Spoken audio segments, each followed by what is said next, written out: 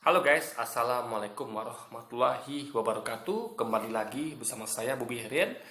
Kali ini saya ingin mengomentari sebuah video dari Luis Prasetyo yang berjudul Kenapa Kristen Tidak Terima underscore Manahem Ali. Jadi Manahem Ali adalah ustadz kita yang bahas tentang ilmu pembelajaran agama gitu guys, Islam dan Kristen tentunya. Kita langsung tutup videonya dan habis itu akan kita komentari. Assalamualaikum, selamat datang kembali di channel ini. Kali ini kita akan membahas pengajaran, meluruskan pengajar dari Ustadz Manahem A. Bagaimana beliau mencoba untuk membahas mengenai Abraham. Yang mana Abraham katanya pernah pergi ke Mekah untuk melakukan sesuatu lah baginya. Nah, kita langsung aja nonton video ini. Kendaraan unta. Kendaraan unta. Ke arah selatan juga menggunakan kendaraan unta.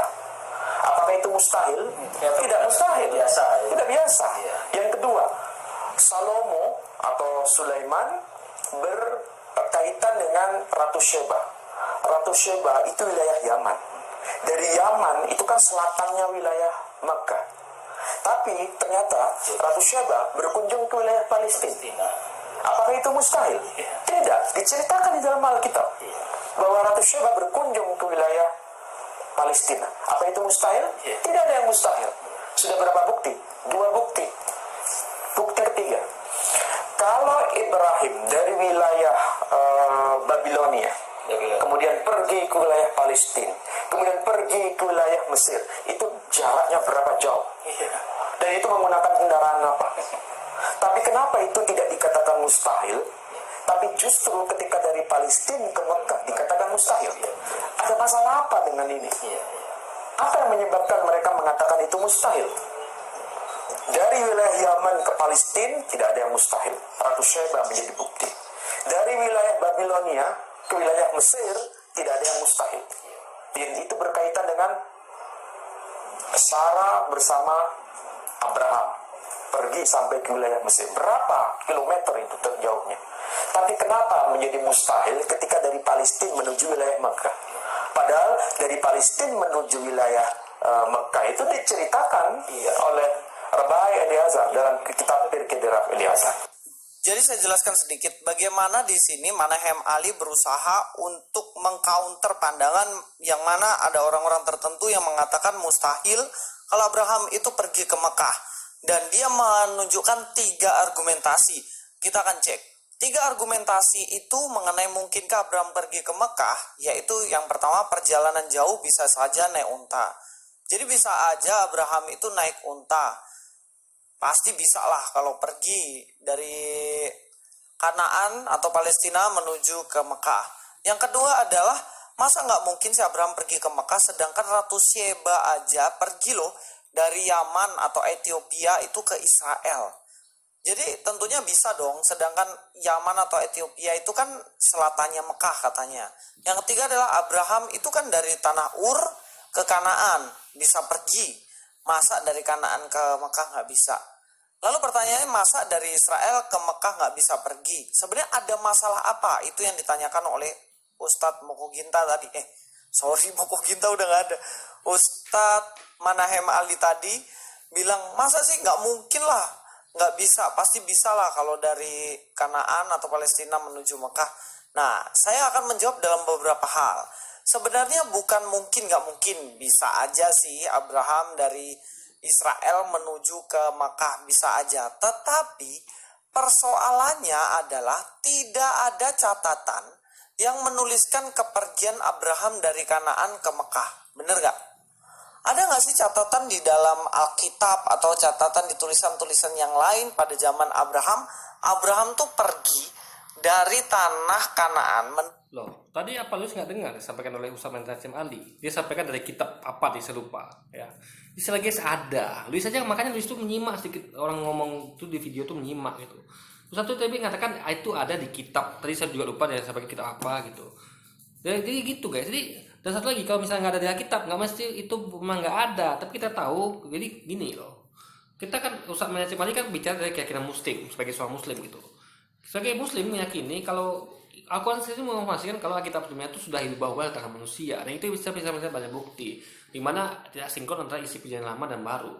Perjanjian lama itu mengalamkan babi, perjanjian baru malah dihalalkan, perjanjian lama itu mengangkat hukum sunat, di perjanjian baru malah dikatakan sunat nggak penting. Jadi banyak sekali prediksi antara perjanjian lama dan baru, dan itu bukti kalau memang Alkitab sudah berubah gitu. Dan banyak lagi hal lain yang tidak masuk akal, seperti Yesus katakan, aku diutus hanya untuk Israel.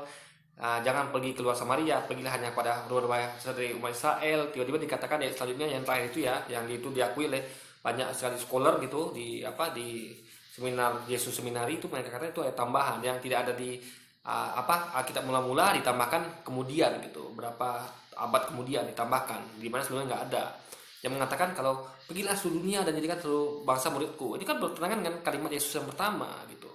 Jadi seakan-akan Yesus tuh menjelaskan udah sendiri, kok ngomong A tiba-tiba ngomong B, karena di situ dia pakai kata hanya kan. Kalau dikatakan gini lah, beda ya. Kalau dikatakan gini sama dia, aku diutus untuk Israel, lalu dikatakan pergilah ke seluruh bangsa, oke, masih ada relevansinya. Dia nggak ngomong kata kunci di situ untuk mengunci lock kalimat dia. Tapi kalau dia bilang aku diutus hanya bagi domba-domba yang hilang di umat Israel, itu berarti saya sudah melok kata-katanya dengan mengatakan hanya itu. Ya hanya itulah kata-kata kunci untuk mengatakan kalau dia itu hanya untuk Israel gitu loh guys. Dan dia melarang muridnya keluar ke Samaria atau ke kota lain. Pergilah, perintahnya lagi ya, pergilah hanya kepada domba-domba hilang di umat Israel. Jadi jelas itu ada dua kata clock gitu. Mengatakan kalau dia harus konsisten. Jadi kalau dia mengunci dengan kata-kata A, nggak mungkin dia katakan kata-kata B, yaitu pergilah seluruh dunia. Makanya itu adalah relevansinya ketika ini kalimat pernyataan nggak masuk akal yang bertentangan, seakan-akan dia melihat dia sendiri, kita yakin dia tidak mungkin seperti itu. Dan ini memang melakukan dari para pakar kitab sendiri dari acara di seminari. Mereka mengatakan itu ayat tambahan ya, yang pergilah seluruh bangsa itu yang dimasukkan beberapa abad kemudian, di mana di kitab semula itu tidak ada guys. Menuju ke Mekah. Gak ada sama sekali guys. Lalu begini, Manahem Ali mencoba untuk membandingkan dengan kisah Abraham yang dari tanah Ur menuju ke Kanaan. Persoalannya begini, di dalam Alkitab mencatat tentang kepergian Abraham dari tanah Ur menuju Kanaan. Itu tercatat di dalam Kejadian 12 ayat 1. Berfirmanlah Tuhan kepada Abraham, pergilah dari negerimu, perhatikan ya, dan dari sanak saudaramu, dan dari rumah bapamu ini ke negeri yang akan kutunjukkan kepadamu. Jadi memang Abraham ini dicatat ketika dia keluar dari tanah kelahirannya di negerinya.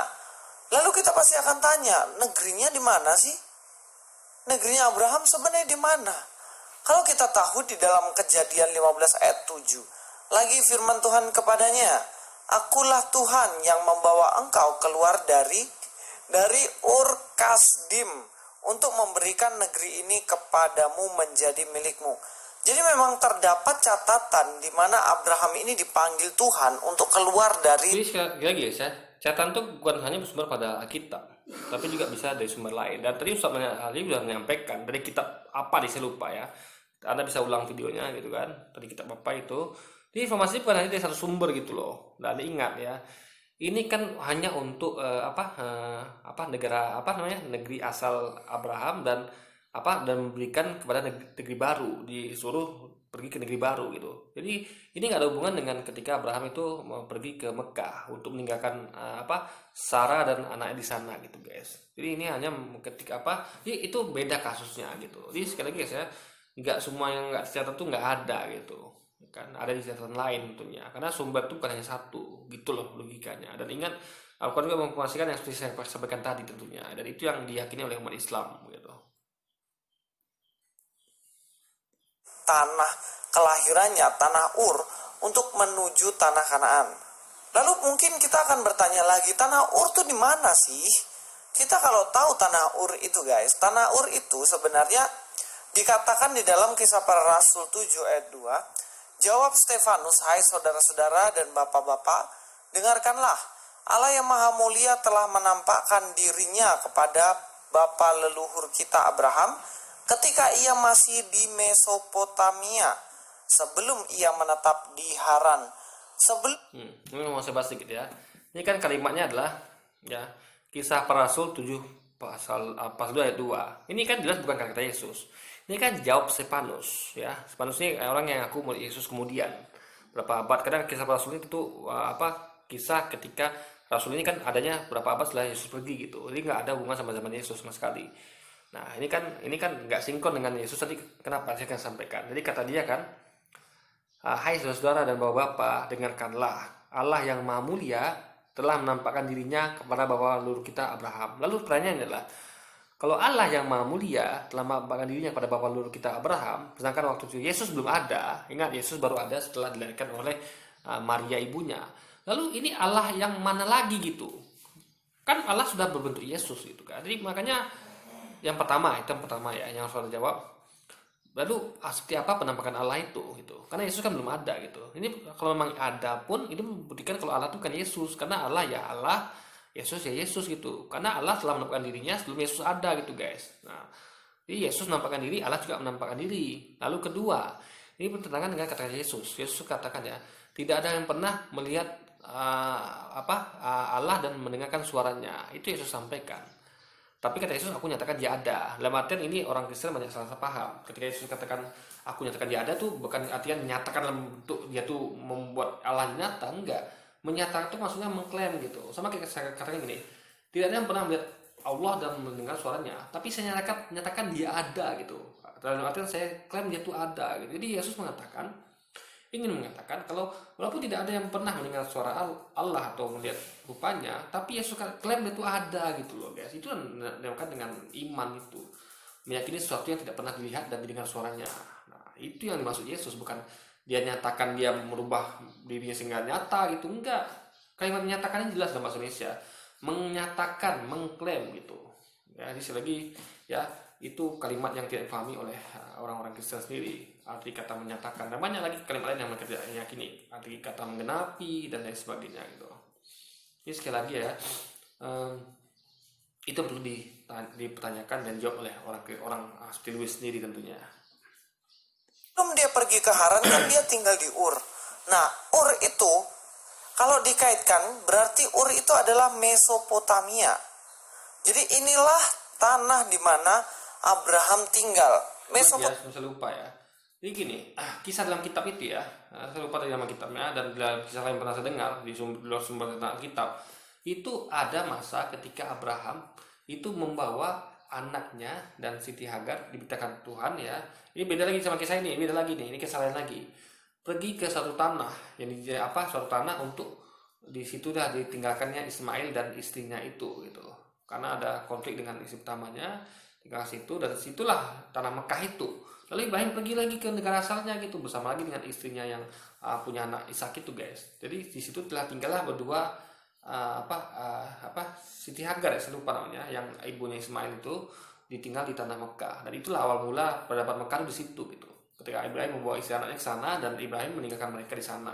Dan Allah kasih mereka itu berkah di sana. Sehingga Arab Saudi memainkan waktu Mekah yang sangat tandus diberkahi dengan tanah air Zam-Zam, di mana waktu kalau saya salah itu ya Ibrahim itu menokokkan tongkatnya apa itu, lalu timbullah memercik mata air yang sekarang disebut sebagai Zam-Zam. Sudah Anda bayangkan itulah berkah dari Allah, sehingga mereka yang bayangkan ya, seorang ibu dan anak kecil ditinggalkan di Mekah yang tandus gersang, mereka mau makan apa, minum apa. Jadi Allah kasih berkah dengan air Zam-Zam itu, sehingga mereka tidak akan pernah kekurangan. Dan ketika itu bikin Mekah jadi ramai. Ketika ada saudagar yang lewat sana minta melihat, sini ada mata air nggak habis-habis kok, kita bisa bikin perkampungan di sini. Akhirnya datanglah banyak orang ke Mekah karena mereka tahu ada Zam-Zam dan mereka buat peradaban di situ. Itulah menjadikan Mekah sangat ramai guys. Jadi itu mulanya asal mula kenapa Mekah itu ada peradaban di situ. Dari kisah awal Abraham dan istrinya dan anaknya Ismail datang ke sana gitu guys. Mesopotamia terletak di antara dua sungai besar, Efrat dan Tigris. Daerah yang kini menjadi Republik Irak itu di zaman dahulu disebut Mesopotamia, yang dalam bahasa Yunani berarti daerah di antara sungai-sungai. Jadi Irak inilah yang dulu adalah tempat dari Abraham itu sendiri. Dari Irak ini sampai ke tanah Kanaan, kita percaya bahwa itu jauh banget, bisa dijalani oleh Abraham. Jadi memang betul Abraham bisa melakukan perjalanan yang begitu jauh. Tetapi ingat, hal ini tercatat di dalam Alkitab dan tulisan-tulisan yang lainnya. Dan tidak pernah ada catatan di mana Abraham ini pergi. Selain itu, Ustadz Manahem Ali ini mengaitkan dengan kepergian Ratu Sheba dari Ethiopia menuju ke Yerusalem. Perjalanan yang jauh dan bisa dilakukan. Tetapi sekali lagi, kisah ini tercatat di dalam Alkitab dan ada tulisan-tulisan yang lainnya.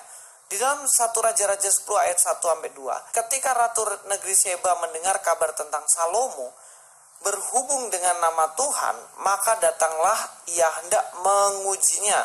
Jadi Ratu Seba ini mau datang untuk menguji Salomo dengan teka-teki karena saking pintarnya ya. Jadi ia datang ke Yerusalem. Seba ini datang ke Yerusalem dengan pasukan pengiring yang sangat besar, dengan unta-unta yang membawa rempah-rempah, sangat banyak emas dan batu permata yang mahal-mahal. Setelah ia sampai kepada Salomo, dikatakannya lah segala yang ada di hatinya kepadanya.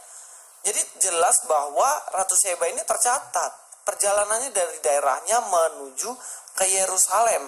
Nah, siapa sih Ratu Seba ini? Ratu Seba adalah penguasa Seba, sebuah kerajaan kuno di mana arkeologi modern memperkirakan bahwa tempatnya sekarang adalah Ethiopia. Jadi sekitaran di Ethiopia sana tempat dari Ratu Seba, dan perjalanannya adalah perjalanan jauh ditempuh dengan unta dan banyak orang di situ. Bisa dilakukan, tetapi ini tercatat. Dan sekali lagi saya katakan tidak ada catatan sama sekali Abraham pergi ke Mekah. Selain itu, kalau berbicara mengenai mungkin gak sih Abraham ini ke Mekah, yang jelas nih ya, di dalam seluruh catatan sejarah ataupun Alkitab sendiri, Abraham itu tidak pernah diutus untuk pergi ke Mekah. Coba perhatikan, teliti, sedikit demi sedikit, pahami baik-baik dalam kitab Kejadian, di mana kitab Kejadian menuliskan kisah tentang Abraham. Abraham tidak pernah sekalipun diutus untuk pergi ke Mekah. Justru Abraham ini diutus untuk pergi ke tanah perjanjian atau tanah Kanaan. Kejadian 13 ayat 12. Abraham menetap. Gini guys ya, di Abraham ini suruh presiden itu bukan apa ke Mekah itu kan untuk menetap. Tapi menetap itu adalah istri dan anaknya Ismail gitu loh. Gitu. Jadi nggak semua apa tentang Abraham ini catat di Alkitab punya, dan juga tentu karena kita percaya juga kita udah diubah gitu kan, sehingga nggak kita bisa percaya sepenuhnya. Jadi bukan berarti nggak catat itu nggak ada itu, dan itu kan ada di kitab lain. Jadi Ustaz Najib tadi menyampaikan ada di kitab apa itu, jadi ada bisa ulang lagi videonya gitu kan. Saya malas mengulang video ini, tapi itu ada, kalau simak bebek video macam itu ada, bisa cari sumbernya. Jadi ada banyak catatan sejarah selain dari kitab sendiri gitu ya kan. Jangan lupa kitab bukanlah nggak mungkin semuanya dari kitab juga gitu guys, karena kitab tuh gimana ya, kan namanya buku sejarah gitu, dicatat oleh. Jadi ini aneh loh guys, makanya saya katakan aneh. Kita tuh kan selalu kitab suci, kok ada tulisan sejarahnya gitu yang ditulis oleh orang-orang yang sejarawan. Jadi apa bedanya kita dengan buku pelajaran sejarah gitu loh. Kalau aku kan jelas itu sejarah itu bukan dari tulisan tangan manusia, dalam artian manusia yang melihat atau manusia yang ini, tapi memang dari murni dari Allah. Allah yang informasikan itu semua gitu. Sejarah itu dari Allah informasinya semua, dari Tuhan gitu, bukan dari manusia. Nah, kalau sejarah manusia itu dicatat dalam hadis gitu, apa waktu itu terjadi, apa kata Nabi itu ada di hadis. Jadi jelas ada kitab suci itu masih sejarah murni dari Allah SWT, dari Tuhan. Ada masih sejarah yang dari manusia itu namanya hadis. Jadi jelas perbedaan kitab suci dengan hadis itu jelas perbedaannya. Kok ini kan tidak, dia campur aduk. Kitab suci kok iya juga buku sejarah gitu. Makanya ini rancu, ini kitab suci apa buku sejarah sebenarnya gitu guys. Di tanah Kanaan, ya perhatikan ya. Tetapi Lot menetap di kota-kota lembah Yordan dan berkemah di dekat Sodom. Jadi disuruh pilih, dan Lot memilih tanah yang subur sekali, yaitu Sodom. Tetapi Abraham mengalah, dan pada akhirnya Abraham pergi ke tanah Kanaan. Nah, di tanah Kanaan ini ada janji Tuhan yang diberikan kepada Abraham. Kejadian 13, 14-15, setelah Lot berpisah daripada Abraham, berfirmanlah Tuhan kepada Abraham, pandanglah sekelilingmu dan lihatlah dari tempat engkau berdiri itu ke timur dan barat, utara dan selatan. Sebab seluruh negeri yang kau lihat itu akan kuberikan kepadamu dan kepada keturunanmu untuk selama-lamanya. Negeri apa ini? Negeri Kanaan. Dan keturunan dari Abraham ini ditempatkan di mana? Di Kanaan ini, tanah perjanjian. Dan disinilah tempatnya, bukan di... Ya itu bagi keturunan dari jalur Ishak gitu. Ismail ya di tanah tadi itu kan kita kan ada pewarisnya dua gitu. Jadi mereka akan dibuat besar semuanya gitu kan, jadi berbangsa-bangsa. Dan itulah dua itu, yaitu Ismail dan Ishak guys. Ismail di Mekah, Ishak di Kanaan. Jadi selagi ya, ya ada, jangan lupa ada Ismail loh, bukan hanya Ishak aja, ada Ibrahim itu dan Ishak. Ismail itu kitab yang disampaikan Ustaz itu ditempatkan di Mekah bersama dengan ibunya. Sedangkan Abraham tuh hanya pergi mengantarkan lalu pergi lagi gitu guys. Dan hanya mengecek sesekali tentunya. Mekah. Dan selanjutnya dalam Kejadian 13, 16 sampai 17 dikatakan, "Dan aku akan menjadikan keturunanmu seperti debu tanah banyaknya, sehingga jika seandainya ada yang dapat menghitung debu tanah, keturunanmu pun akan dapat dihitung juga. Bersiaplah, jalanilah negeri itu," negeri ini maksudnya Kanaan itu ya, "menurut panjang dan lebarnya, sebab kepadamu lah akan kuberikan negeri itu." Jadi perjanjiannya ini adalah di tanah Kanaan, ataupun nanti akan Yerusalem ya. Disitulah tanah yang menjadi perjanjian. Jadi ingat, itu masalah tanah, bukan keturunan. Katanya kan, aku menjadikan keturunanmu seperti debu tanah banyaknya. Ya Allah akan jadikan keturunan Abraham itu seperti debu banyaknya gitu. Nah, sementara tanah yang dikasih itu adalah tanah Kanaan gitu kan. Jadi negeri itu diberikan kepada Abraham gitu. Bukan kepada anaknya. Karena anaknya itu kan dibawa ke Mekah tadi guys. Gitu loh logikanya. Itu makanya tanah Mekah itu untuk Ismail, Abraham dan Ishak itu di Kanaan gitu logikanya. Jadi sekali lagi ya, ayat yang 16 sih nggak berhubungan sama ayat 17 dalam artian kalau itu keturunannya juga kasih tanah itu semua enggak ya. Jadi hadiah bagi Ismail itu untuk di Mekah bersama ibunya, dan Abraham bersama dengan Ishak itu ada di Kanaan.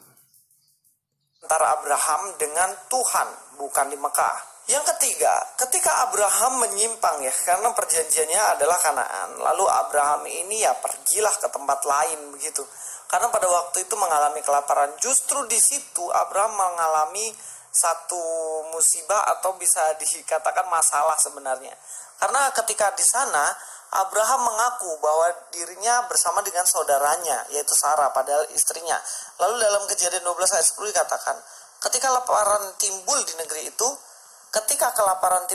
itu, pergilah Abram ke Mesir untuk tinggal di situ sebagai orang asing sebab hebat kelaparan di negeri itu.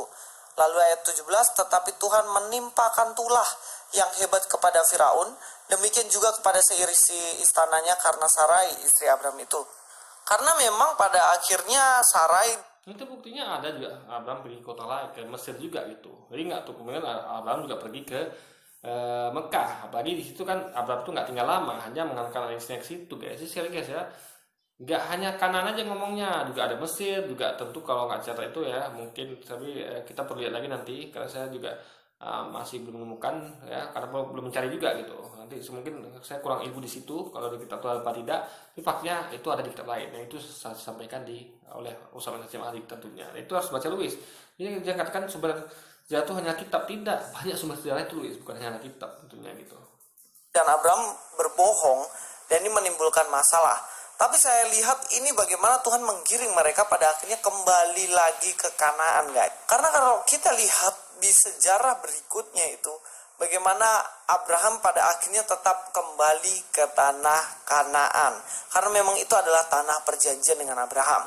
Jadi menanggapi pengajaran dari Manahem Ali yang memaksakan supaya Abraham ini pergi ke Mekah dengan beberapa alasan itu, terbukti bahwa alasannya itu hanya bersifat argumentasi Bukan, Luis nggak mau dengar orang baik-baik. Dia informasikan itu adanya di kitab, bukan Alkitab ya. Kitab apa disebut itu. Jadi Luis, itu yang Luis tuh apa, saya nggak ngerti. Apa pemahamannya atau dia dengar itu apa gimana gitu kan. Kok nggak nangkap apa yang disampaikan oleh Ustaz Manacim Ali pun orang lainnya gitu. Saya juga banyak bikin bukti di video saya mengenai Luis ini selalu gagal paham gitu. Orang ngomong A ditangkapnya sebagai B gitu. Jadi antena kurang panjang guys. Antena dia untuk nangkap orang ngomong tuh kurang panjang, sehingga dia selalu gagal paham. Nah, itu saya sudah buktikan di video-video komentar saya tentang dia. dasar sejarah. Karena tidak ada catatan satupun yang menunjukkan bahwa Abraham pergi dari Kanaan menuju ke Mekah. Yang artinya betul-betul sejarah di zamannya loh ya, bukan sejarah yang dibuat-buat ratusan atau ribuan tahun setelah itu. Mari kita imani Abraham sebagai bapak orang percaya, orang yang beriman, karena dia memiliki iman, pergi dari tanah Ur menuju Kanaan dan menetap di situ, bahkan sampai anak, cucu dan keturunannya, hingga Mesias datang dari keturunan Abraham ini, yaitu Yesus Kristus, Sang Juru Selamat kita. Tanah Kanaan adalah tanah perjanjian, yang mana bangsa Israel dibawa dari tanah Mesir menuju ke Kanaan sebagai tanah perjanjian. Kita juga dijanjikan tanah perjanjian, yaitu surga yang mulia, yang mana Yesus menjadi perantara untuk kita bisa masuk ke sana. Teman-teman percayalah kepada Yesus Sang Juru Selamat itu. Iya, tapi Yesus katakan, aku diutus hanya untuk Israel. Domba-domba hilang dari Israel, bukan untuk Indonesia atau kota lainnya gitu. Untuk negara lainnya tidak, hanya untuk Israel. Makanya, dan dia larang muridnya, janganlah pergi ke Samaria atau ke kota lain. Pergilah hanya kepada domba-domba yang hilang dari Israel. Lalu Anda apakah termasuk domba Israel? Tidak, Anda termasuk domba Indonesia. Lalu dia bukti lainnya adalah Yesus katakan, aku nanti bersama kalian, 12 suku Israel itu akan menghakimi ke-12 suku Israel. Jadi yang dihakimi Yesus itu 12 suku Israel, nggak termasuk orang Indonesia, orang lainnya gitu. Dan Yesus katakan ya, dia tuh Allah jalan kebenaran hidup, tapi bukan jalan satu-satunya gitu. Karena sebelumnya tuh ada Musa, ada Abraham, ada Daud dan sebagainya. Jadi dia hanya jalan untuk saat itu, untuk umat Israel pada saat itu gitu. Dan sekali lagi, tanah perjanjian ya. Jadi Israel ini kan adalah umat yang selalu membangkang. Dia tidak menerima Yesus bahkan. Ya, Yesus sekali lagi ya, Israel tidak menerima Yesus gitu kan. Bahkan mereka menolak dia. Mereka menantikan Mesias mereka yang mereka klaim belum datang. Karena Mesias mereka datang, itu Yesus gitu. Mereka akui. Bahkan mereka hendak mereka bunuh, hendak mereka salib dengan persecution ya. Walaupun kita tahu sebenarnya Yesus diselamatkan oleh Allah gitu kan. Dia waktu itu kejadian itu ada di dalam perbumi 3 malam. Yang kata dia ya, anak manusia ada di dalam perbumi 3 malam gitu. Jadi Israel sendiri ya, karena dia membangkang, tidak menerima Yesus sebagai juru selamat ya. Sekarang agama yang diakui di Israel itu nomor 1 beriman itu adalah Yahudi, 2 Islam, Kristen malah nomor 3 guys. Jadi sekali lagi Yahudi tolak, Israel jelas total menolak dari Yesus. Makanya mereka menunggu kedatangan Mesias mereka, yaitulah yang Dajjal nanti, yang menyerupai Yesus atau Nabi Isa. Itu mereka tunggu sebenarnya. Mereka nggak tahu kalau sebenarnya Mesias mereka itu adalah Yesus itu sendiri, dan mereka tolak itu. Jadi makanya karena mereka membangkang dan mereka banyak membunuh nabi sebelumnya gitu kan, termasuk mereka hendak membunuh Yesus dalam versi Kristen ya, Yesus mati, ke versi kita enggak, tapi memang mereka mencoba untuk membunuh Yesus gitu. Jadi Allah murka dan Allah cabut keistimewaan itu pada Israel dan memberikan kepada bangsa lain. Di Alkitab ada. Bangsa itu apa? Bangsa Arab. Makanya makanya Israel itu Anda lihat bagaimana Israel itu selalu melalui kena sosial, dibantai Hitler lah, diusir dari tanahnya lah, sampai kemana-mana lah, terus di negaranya. Itu karena ulah mereka sendiri, karena mereka menolak nabi-nabi yang diutus pada mereka, termasuk Yesus sendiri. Maka mereka berusaha membunuhnya. Itu kenapa kalau Anda katakan itu untuk Israel itu salah besar, karena itu sudah dicabut oleh Allah keistimewaan itu, karena perlakuan mereka sendiri gitu kan, yang sangat buruk dan sangat tidak taat pada Allah itu sendiri guys.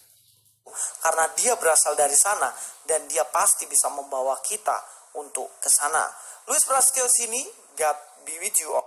Oke, jadi mungkin sekian dulu video kita kali ini guys. Sampai jumpa lagi di video-video selanjutnya. Wassalamualaikum warahmatullahi wabarakatuh.